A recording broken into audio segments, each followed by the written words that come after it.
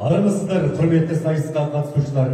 Бүгінгі ұзын шаш қыздың көркі атты 5-ші рет ұйымдастырылып жатқан сұлулық сайысына қош келдіңіздер.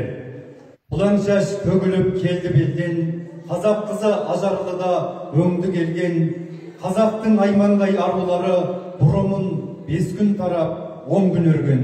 Бүгінгі сайыстан барлықтарыңызға сәттілік тілейміз. Сіздерге әділ бағасын беретін төрешілермен таныстырып өтуге рұқсат етіңіздер. Ауылдық кітапхана ұжымының басшысы Галя Бейсенова, белгілі әнші мәдениет үйінің бұлбұл көмей жез таңдай әншісі Ольга Гаус, Жас қалам ақындар мектебінің шәкірті тас түлегі дәстүрлі әнші айтыскер ақын Жолмұрат қызы Жаңылжан. Ал енді өздерінің сайыстарында әрмен қарай көңілді жүргізетін сөз тізгінін ұсынамыз. Белгілі әнші, белгілі күйші, музыка жетекшісі Құмарберген Өнергүл.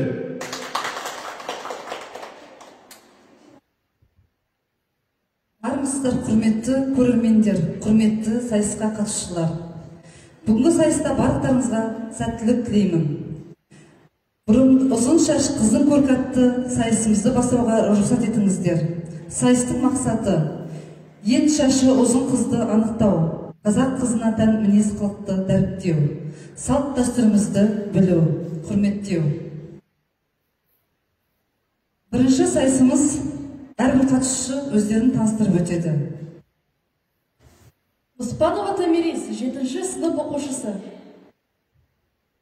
Әсме қызы Нұрай, 7-ші А сынып оқушысы. Әдіс қызы Аруна, 3-ші Б сынып оқушысы. Мұрат қызы. Әсима Фатава. Жұлдыз, 6-ші А сынып оқушысы. Мен 4-ші А сынып оқушысы Мәсімбек қызы Құсынай.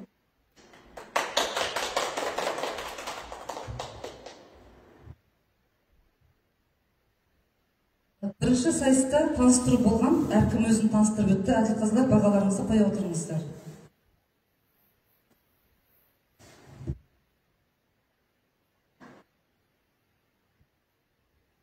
Қазір екінші сайысымызда бүгінгі қатысушылар өз шаш күтімдерін қалай күтеді, сол жайлы шағын бізге ақпараттарын айтып береді.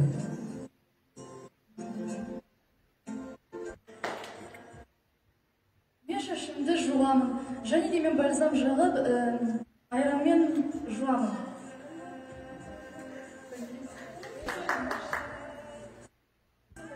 Мен шашымды суамын.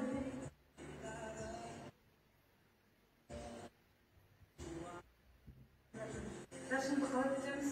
Бірінші жуып болсын, қараймыз, иә? Қараймын. Рахмет. Мен шашымды тарайын, оны тараймын. Содан кейін бальзамды жағып, күріштің суына шаямын. Мен жуамын шашын, тараймын, бальзаммен жуасың.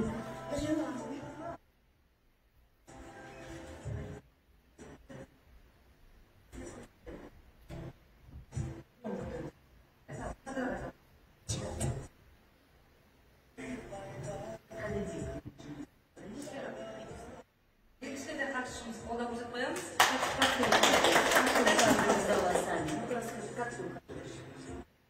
Громко надо говорить. Мама меня И расчесывай. Ну все вот это и надо сказать правильно. Становись на место. Молодец. Следующую давай. Мен шашымды жуамын, одан кейін кептіріп алып тараймын.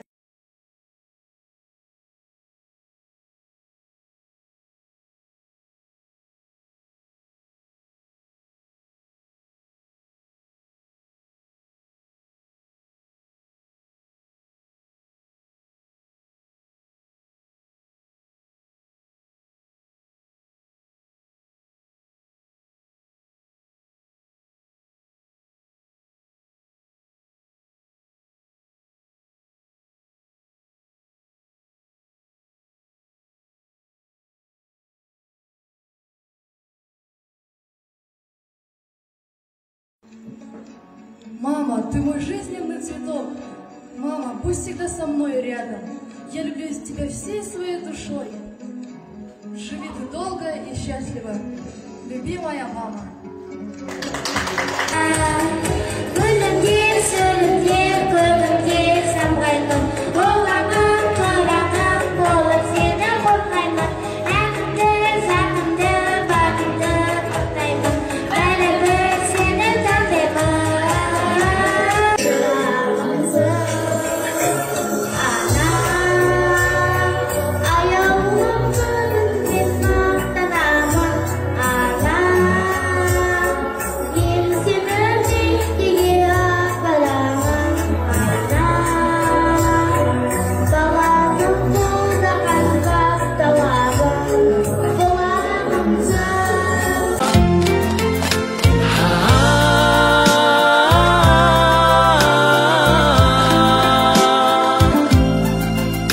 Қазақтың салты